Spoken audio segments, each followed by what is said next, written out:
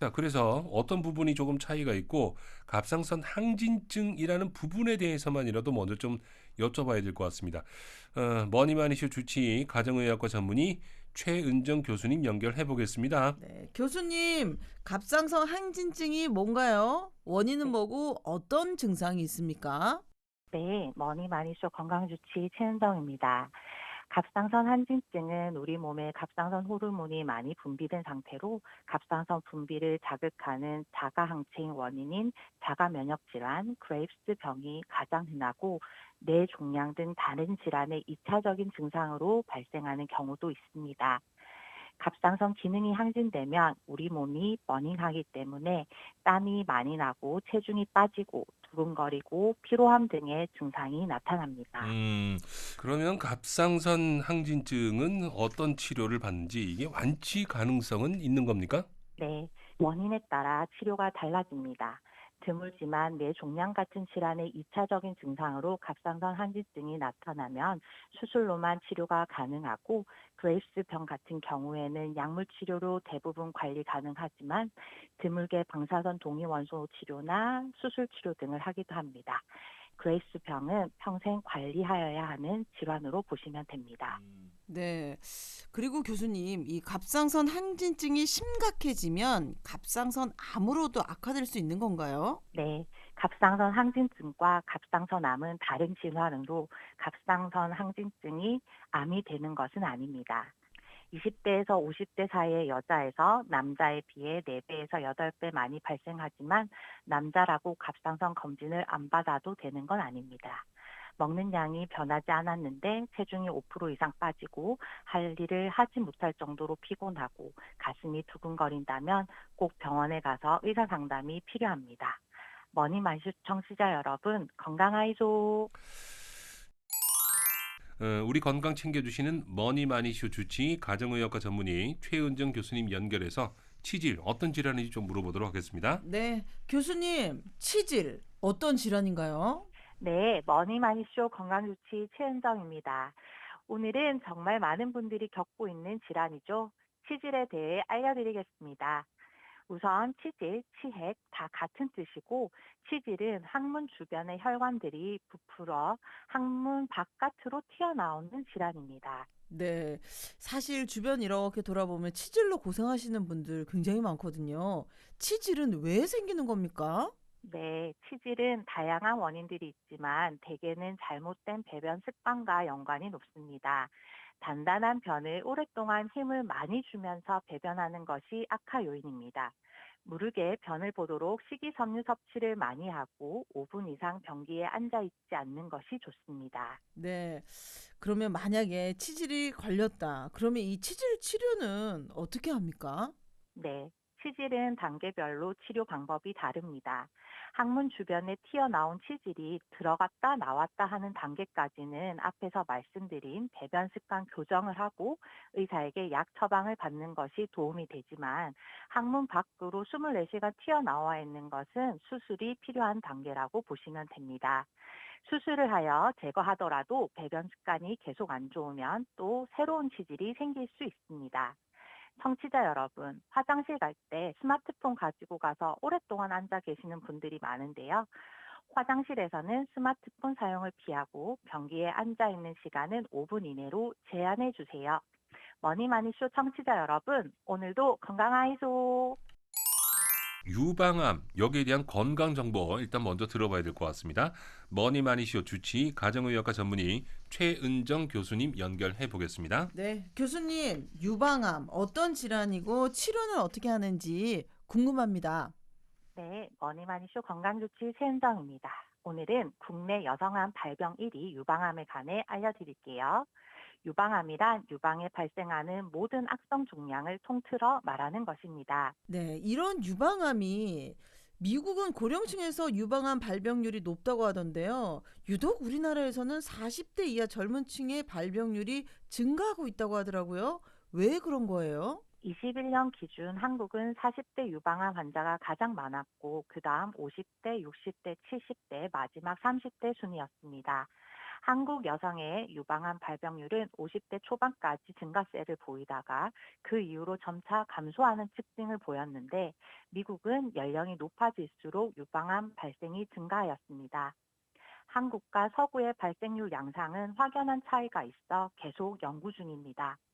국내 유방암 발생 건수가 계속 가파르게 증가하고 있지만 미국 등 서구 선진국 발생의 70에서 80% 정도이기 때문에 이를 감안하면 향후 10년간 계속 증가세를 유지할 것으로 보입니다. 특히 우리나라는 출산율이 전 세계에서 최하위이기 때문에 미래에 더 높은 유방암 발생률 국가가 될 수도 있습니다. 그렇군요. 그렇다면 유방암 치료는 어떻게 하는지 궁금하고요. 유방암이 통상적으로 치료 기간이 길다고 하던데 이 맞습니까? 네, 암이 진행된 정도와 발생 부위 크기에 따라 수술과 수술 후 보조요법 치료로 합니다. 보조요법 치료는 항암 화학 치료, 방사선 치료, 항호르몬 치료 등이 있습니다. 조기 검진으로 발생된 암은 수술 범위도 작고 보조요법도 필요 없는 경우가 있어 수술 후 5년간 재발이 없으면 우리는 완치되었다고 표현합니다. 유방암은 주기적인 검진으로 잡고 건강한 생활 습관 유지하시길 바랍니다. 머니마니쇼 청취자 여러분, 항상 건강하이소. 건강검진 하면은 일단은 대장 내시경, 위 내시경은 필수로 해야 되겠다라고 생각하고 계신 분들도 많으실 것 같은데 그 용종 발견되는 분들 근데 이 용종은 왜 생기는지 일단 먼저 좀 알고 있어야 될 것 같습니다. 머니마니쇼 주치의 가정의학과 전문의 최은정 교수님 연결해 보도록 하겠습니다. 네, 교수님, 위 용종은 왜 생기는 겁니까? 원인은 뭐고 어떻게 치료하면 될까요? 네, 머니마니쇼 건강주치 최은정입니다. 위 내시경을 했는데 용종이 발견되어 조직 검사를 하게 됐다는 분들 있으시죠? 그렇다면 위 용종은 뭘까요? 위 용종은 위의 점막으로부터 혹처럼 자라나와 돌출한 병변을 말하는데요. 위 용종이 왜 생기는지 그 원인은 아직 정확히 규명된 것은 없지만 헬리코박터균 감염, 음식물에 의한 자극, 자가 면역 등의 복합적인 요인으로 추정하고 있어요. 음, 그럼 교수님, 위에 용종이 발견되면 조직 검사를 하게 되잖아요. 조직 검사 결과에 따라서 위 용종을 제거해야 되는 건가요? 어떤 결과가 나오면 제거를 해야 되는 건가요? 네, 위 용종은 조직학적으로 특성에 따라 염증성, 과증식성, 선종성 용종으로 구분할 수 있습니다. 전체 위 용종의 90% 정도는 과증식성 용종에 해당하는데요. 대부분 2cm 이하로 크기가 작고 암으로 진행되는 경우도 매우 드물기 때문에 두고 지켜봅니다. 하지만 선종성 용종은 암으로 발생할 가능성이 있고 특히 용종이 모기 없이 바닥에 붙어 있는 무경성 용종도 암으로 발전 가능성이 다소 높기 때문에 제거를 추천하는 거죠. 음, 그리고 위에 용종이 잘 생긴다 하시는 분들이 있더라고요. 용종이 많이 생기는 분들은 이유가 있을까요? 용종이 많이 생기면 어떤 부분을 특히 더 조심해야 할까요? 내시경을 한 사람 100명 중에 한두 명 정도가 발견되고 남녀의 차이는 없고 나이가 증가할수록 많이 발견됩니다. 그리고 대부분은 증상이 없어서 30대부터 2년에 한 번 검진을 하는 것이 추천되고 위축성 위염, 장상피 화생이 발견된 분들이라면 1년에 한 번 꾸준한 내시경으로 조기 발견하면 큰 문제 될 일이 없습니다. 나이가 들면서 누구나 점이 생기고 드물게 그 점이 암이 될 수도 있다는 것과 같다고 이해하시면 좋지만 아무래도 규칙적으로 자극적이지 않게 영양학적으로 균형 잡힌 식사를 하시는 것이 가장 추천됩니다. 머니마니쇼 청취자 여러분, 건강하이소. 네, 머니마니쇼 건강주치 최은정입니다. 대상포진에 대해 알기 쉽게 알려드릴게요. 어렸을 때 수두를 앓고 체내 신경절에 잠복해 있던 바이러스는 우리가 컨디션이 떨어지면 언제든 재활성화되어 피부에 발진과 수포를 유발하거든요. 이걸 대상포진이라고 해요. 네, 이 대상포진 주변에 이렇게 들어보니까 바늘로 찌르는 듯한 고통이 있을 때도 있다. 정말 아프다고 하던데요. 치료는 어떻게 합니까? 네, 실제로 환자들이 수천 개의 바늘로 찌르는 것 같다고 표현을 해요. 대상포진은 피부에 수포가 생기면 바로 진단할 수 있고 그 즉시 항바이러스제를 복용할 것을 권유드립니다. 보통 수포가 발생 후 72시간 안에 약물 복용을 해야 합병증의 가능성이 낮아집니다. 음. 아, 교수님, 대상포진은 합병증이 또 무섭다고 하던데요. 그렇다면 어떤 합병증이 있습니까? 제일 일반적인 합병증은 대상포진 후 신경통입니다. 발진 부위의 피부는 좋아져도 심한 통증이 남아 오랫동안 괴롭히는 경우도 있고 드물지만 폐렴, 실명, 청력 저하, 뇌염 등의 합병증도 유발합니다. 대성포진은 언제든 컨디션이 떨어지면 재발할 수 있기 때문에 평소 컨디션 관리도 중요합니다. 네. 그리고 이 대상포진의 예방 접종이 있다고 하던데요. 이거 정말 효과가 있는 겁니까? 네, 예방접종은 제품에 따라 한 번 또는 두 번 접종하고 그 면역 효과는 50%에서 90%까지 예방되니 50대 이상의 성인이라면 꼭 접종하는 것이 좋고 예방접종은 대상포진이 온다 하더라도 훨씬 덜 아프게, 수월하게 합병증 없이 지나가도록 도와주기 때문에 안 맞을 이유가 전혀 없습니다. 머니마니쇼 청취자 여러분, 건강하이소.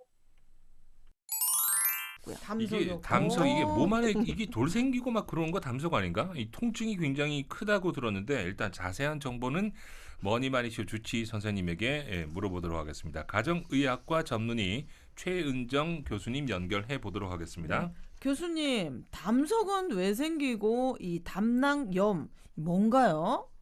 네, 머니마니쇼 건강주치 최은정입니다. 갑자기 소화가 안 되고 윗배에 가스가 차면서 방을 뒹굴 만큼 배가 아프다면 담석 의심해 볼 수 있는데요. 우선 담석이 무엇이고 왜 생기는지부터 알려드릴게요. 담석이 생성되는 기본적인 원리를 말씀드리면 담즙의 주요 구성 성분인 담즙산과 인지질이 섞여 있는 용액 내에 콜레스테롤 등의 지방질이나 무기염, 유기염 등이 증가되어 과포화 상태가 되면서 침전되면 우리를 고생시키는 이 못된 담석이 만들어집니다. 아유, 못된 담석. 교수님 그러면 당남령은 뭐예요? 네, 담낭염의 90% 이상의 원인은 담석에 의해 발생하고 그 외에 외상, 선천성 기형, 당뇨병 때문에 드물게 발생하는데요. 담석이 담낭관의 입구를 막으면 담낭벽에 염증이 시작되고 담즙이 정체되어 2차적으로 세균이 감염되어 염증을 일으켜요. 그렇군요. 그리고 교수님, 이게 그 담낭 절제술이라는 수술이 있던데요. 이건 어떤 수술이에요? 네, 담낭 절제술은 담석이 3cm 이상이거나 담석이 작지만 담낭 용종이 함께 있거나 담낭 성근종증, 즉 담낭벽이 많이 두꺼워져 있는 경우 수술 적응증에 해당합니다. 담낭 절제술은 복강경이나 로봇 수술 등의 방법에 따라 복벽에 작은 구멍을 1개에서 4개 뚫어서 담낭을 떼내는데요. 하지만 경우에 따라서 개복을 하여 진행할 수도 있습니다. 자, 담석이라는 질환 역시 규칙적인 식사와 균형 잡힌 식단이 기본입니다. 건강한 식생활 꼭 챙기시길 바라며 머니마니쇼 청취자 여러분, 오늘도 건강하이소. 건강검진 항목에 들어갔다는 건데요. C형 간염 어떤 질환인지 일단 주치의 선생님에게 좀 물어봐야 될 것 같습니다. 머니마니쇼 주치의 가정의학과 전문의 최은정 교수님 연결해 보도록 하겠습니다. 교수님, C형 간염이 어떤 질환인가요? 네, 머니마니쇼 건강주치 최은정입니다.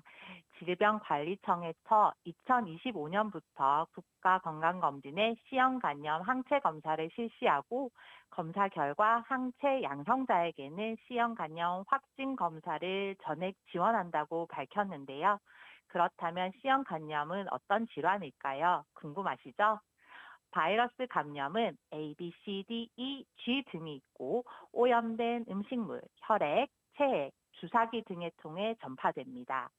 한국은 A, B, C 감염이 주요하고 바이러스에 의해 간 조직에 염증이 발생하는 질병이라고 설명할 수 있겠네요. 네. 그 앞서 건강검진 항목에도 들어가게 됐다고 하셨는데요. 그만큼 정기검진이 필요한 질환인가? 이게 위험한가? 이런 생각도 들거든요.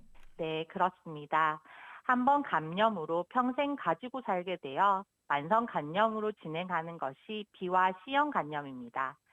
B형은 예방접종이 있어서 예방이 가능하지만 C형은 예방접종이 없어 노출되면 걸릴 수 있고 아직 완치 방법도 없어 바이러스 활동력을 낮추는 치료만 있기 때문에 평생 가지고 살아야 하며 가지고 있는 것만으로 남들보다 강경화로 진행될 확률이 높습니다. 음, B형은 예방접종이 있는데 C형은 예방접종이 없네요. 그쵸? 근데 이 C형 간염 발견이 쉽지 않다고 하는데 이 어떤 검사가 필요하고 치료 방법은 어떻게 되나요? 네, C형 간염은 피로, 소화불량, 황달 등의 증상이 나타날 수 있으나 증상이 없기도 하여 발견이 쉽지 않고 오염된 주사 바늘, 침, 손톱깎이, 면도기, 칫솔 등이나 성관계로 전염될 수 있습니다. 마약 등 약물 오남용이나 불법 문신 시술, 그리고 보호 장비가 없는 성적인 접촉을 주의하셔야 합니다. 앞에서 말씀드린 것처럼 예방 접종이 없고 면역 글로불린 주사도 효과가 없어서 경구 항바이러스 알약으로 복용하여 바이러스의 활동력을 낮추는 치료를 하는데요. 그렇게 하더라도 C형 간염 유병 기간이 길어지면 간경화로 진행할 수 있고 간경화는 간이 굳어 기능을 안 하는 단계로 복수가 차고 황달이 오고 간, 신장 부전이 발생하니 C형 간염은 안 걸리는 것이 최선입니다. C형 간염 주의하시고요. 머니마니쇼 청취자 여러분, 건강하이소. 일단 급성 심근경색 조금 이해하고 나서 오늘 네네. 사연자의 사연 어떤 내용이었는지 찬찬하게 좀 들어보도록 하겠습니다.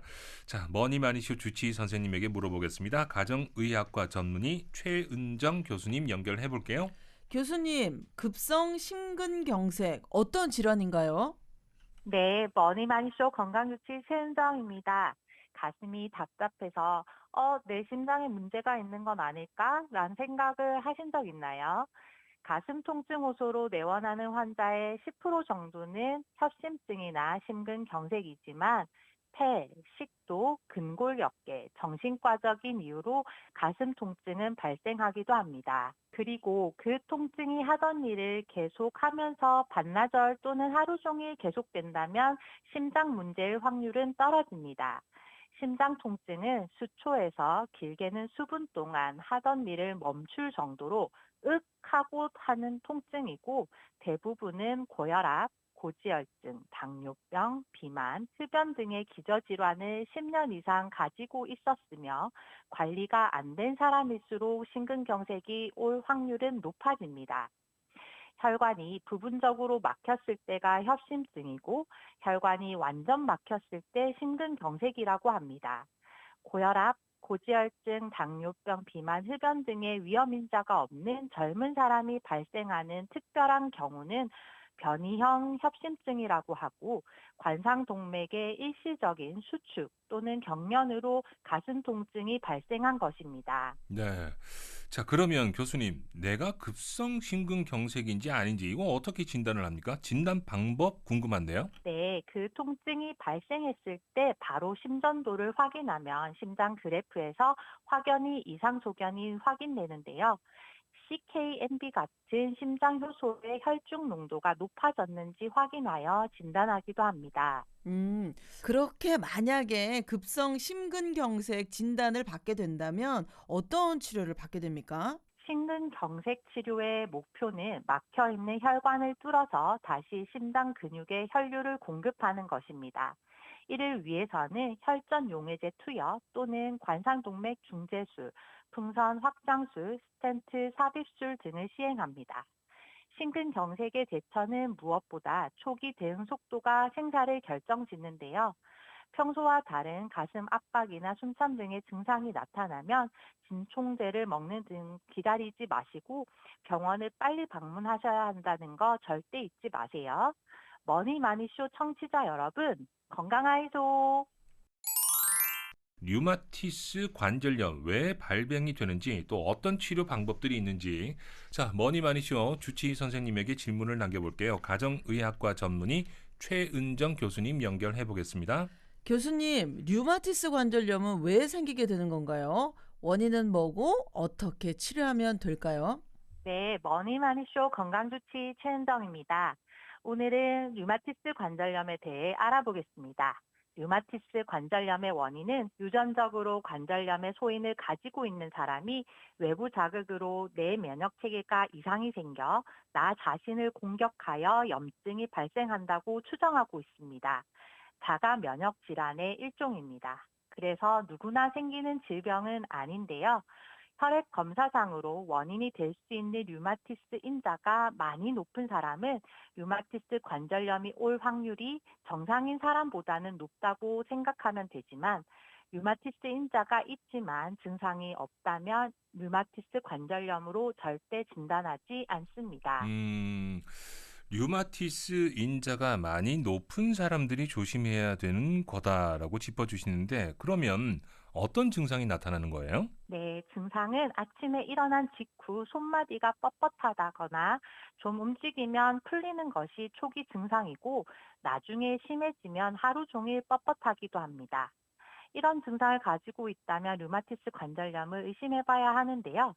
퇴행성 관절염은 많이 쓴 관절이 아프지만 류마티스 관절염은 많이 쓴 것과 전혀 관계없이 손가락 마디마디가 오른쪽, 왼쪽, 좌우 대칭적으로 아픈 것이 초기의 특징적인 소견입니다. 좌우 대칭적으로 관절이 붓는 증상이 6주 이상 이어지면 검사와 정확한 진단을 받아보시는 것이 좋습니다. 음, 그러면 교수님, 류마티스 관절염 어떻게 치료합니까?